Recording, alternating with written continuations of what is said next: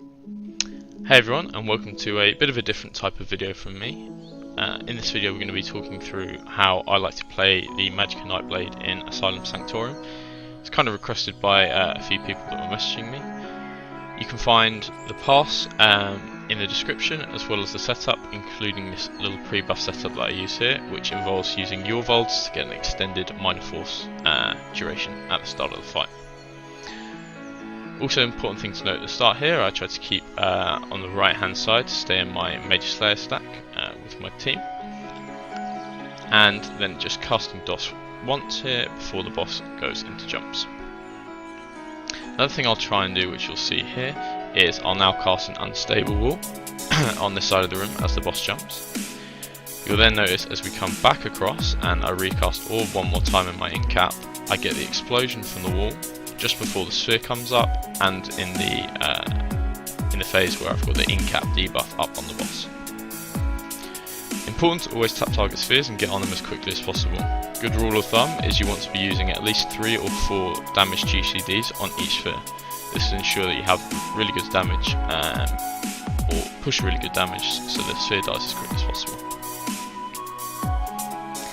Probably made a little mistake there and shouldn't have casted dots before the boss was going to jump, but again, just moving across the room to get to the sphere as quickly as possible. I always like to use my bow procs as soon as I have them as well, rather than holding onto them and wasting GCDs on something else, or should I say light attacks.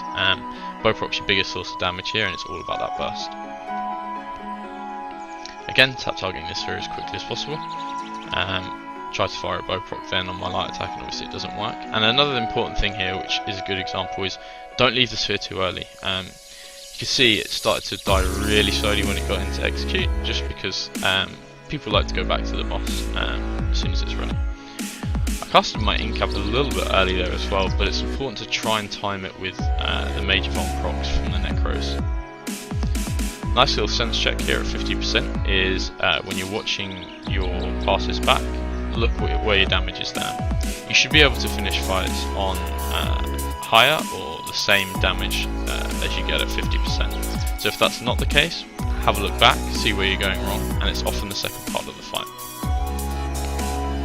Had lucky sphere spawn under the boss here. You'll notice that my minor force has actually run out here, but because the boss is vulnerable, I really don't want to waste any time casting it. Again, staying in melee range to the boss, getting as many bashes off as possible, and timing my in-cap major vol.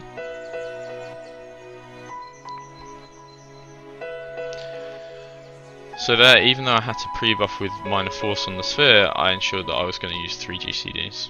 I want to delay my in-cap slightly here so that it times with the execute portion of the fight, so just as the boss hits 25%. And then really important in these execute, or with these execute spheres, that they die as quickly as possible. So went over to the other side to get at least my 3 GCDs off on it again.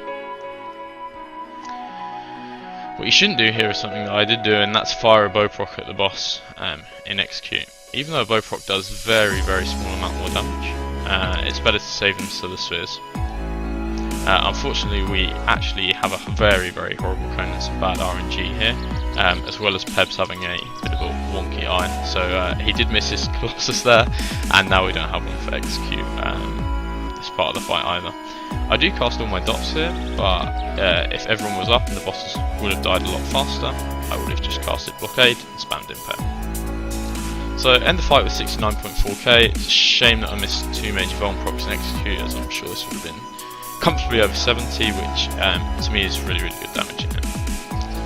So hope you all learned something from this video. It wasn't the best run as a team, but as an individual performance I thought it was particularly good, so I thought I'd highlight it and share what I like to do. Thanks for watching, and I'll see you next time.